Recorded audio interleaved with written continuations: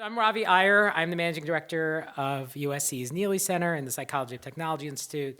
And yeah, I'm really, feel privileged to be able to work on these important issues with all of you, everyone who's come to the conference, everyone who's interested in making making technology better for both individuals and for society. And I'm going to give you a few highlights of some of the work we've done at the Neely Center, as well as at the Psychology of Technology Institute. And hopefully, I'll be very brief, but I'll also be around later in case anyone wants a little bit more detail. So, sometimes you put things out in the world and you learn by what comes back, what resonates with people. I'm going to start with a quote that was from when the new public decided to sign our design code. They quoted us saying, we're hopeful we can move society from a conversation as to whether social media is good or bad, and towards a conversation about specifically how to design it better. And I think that captures the spirit of what we try to do at the Neely Center. We're not here to tell people just to, be better. We're here to design tools to, technology's not going to go away. Technology can do great good. Technology also has externalities, and we're not here to tell people just, can we be more ethical? Can we do better? We're actually here to create tools to actually design it better. What are the specific decisions we could make towards the future that we all want? So I actually got my PhD in psychology here at USC. So I have an academic background. I've published some amount of papers on polarization, understanding people's values. I also worked for about 5 years at Meta. I worked on all the hardest issues. I worked on bullying and harassment. I worked on polarization. I worked on hate speech. I worked on misinformation. And both at the Neely Center and in my personal work, we try to take the knowledge from academia and the knowledge from industry, put it together, try to create tools to improve the human-tech relationship. We focus on 3 areas. We focus on social media. We focus on AI, and AI is not necessarily separate from social media. A lot of the things that we experience with AI are things we experience through social media. And then we also focus on mixed reality. And so I'm going to talk about some of the tools briefly today that we've developed over the course of the last year working together at the Neely Center. So one of the tools that we've worked on is this design code for social media. Many of my colleagues have been very successful at pointing out ways that social media could be better. We think there's an opportunity for those of us who want social media to have a different impact on society, to be more specific about what is it we want from those companies. What is it we actually think could be better?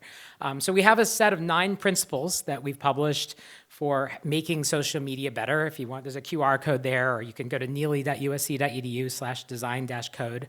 And there are 9 principles.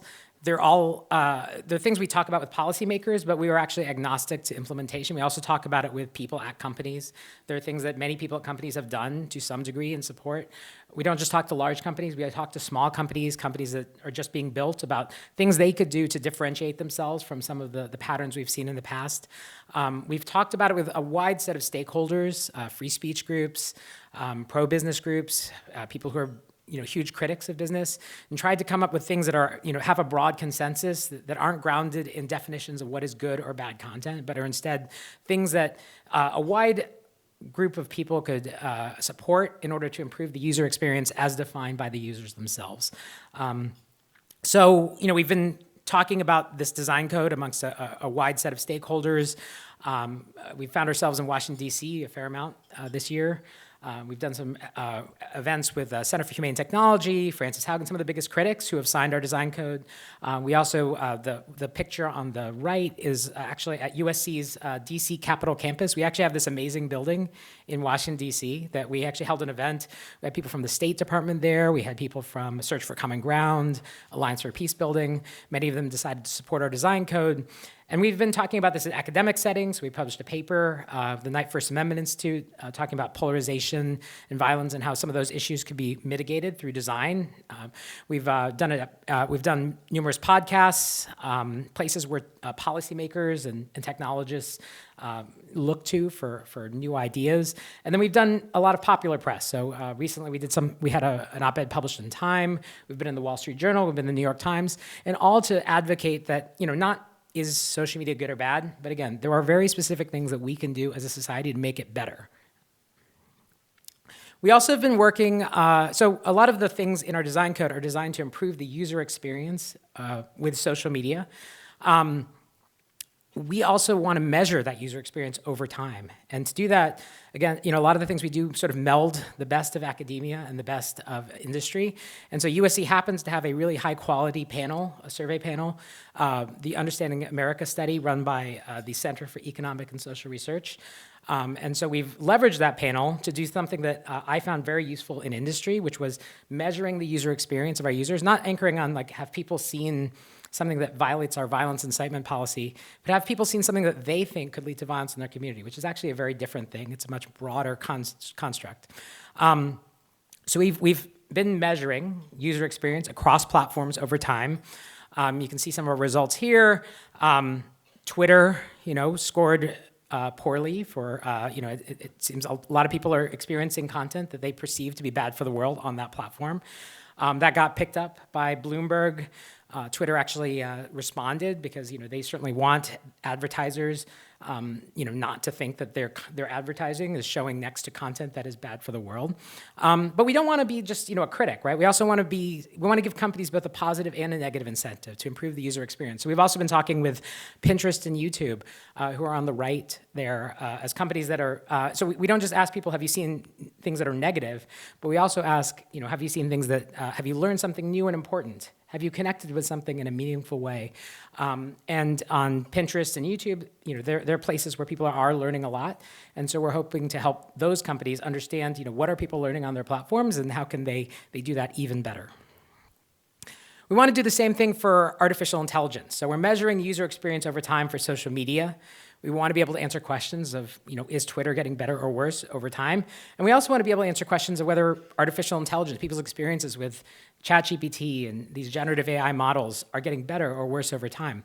In our early data, despite all the rhetoric around generative models, not that many people are actually saying they're using these models, right? Under 15% of users say they've, in the last 4 weeks, have used these generative AI models. We ask them why they're using those models. They often will say out of curiosity. They're not necessarily using them.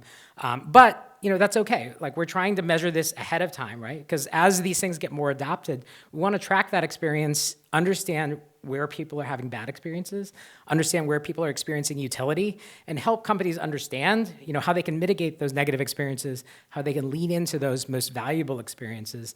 And hopefully, unlike with social media, where maybe we're a little bit later to the game in terms of tracking the impact on society, we want to track that ahead of time. We want to understand, what is going on now, what is going on in the future, and how can we help companies understand it before it becomes a widespread issue. We do the same thing with mixed reality. We're understanding people's adoption of mixed reality technologies. So we have an index for that. Again, similar to artificial intelligence, there is not widespread adoption. Most of the people who use mixed reality are using it for gaming. But increasingly, we actually held a conference earlier this year on the metaverse. I used to work at Meta, but I didn't work exactly on these technologies. My conception and many people's conception of the metaverse is that it's this place that we might go to where we could escape from reality and enter this world where anything is possible. It doesn't necessarily have a purpose. It's just like an alternative place to hang out other than like the real world. We convened a bunch of people working on the metaverse, and we actually found a lot of the applications of mixed reality were not that alternative place to hang out. They were more specific applications. So on the upper right, that's James Finley's lab here at USC. USC actually has a lot of amazing applications of the metaverse. People are using it to improve people's outcomes with Parkinson's, improve people's outcomes with mental health. And so we had people talk about those applications from the various people at USC. We also had someone who's here, Dinesh from the United Nations, actually talked about how the United Nations is using mixed reality to improve empathy across divisions, so allowing people to experience things in countries that it's hard to visit, maybe it's not safe to visit, and sort of bridging those divisions to help people understand the world a little bit better. So again, we work across academia and industry. We build tools for improving the human-tech relationship across social media, AI, mixed reality, giving you a really brief tour of some of the tools that we're building. And if you want more information, you can go to neely.usc.edu. But I'm going to stop now, and I hope you guys all enjoy your dinner.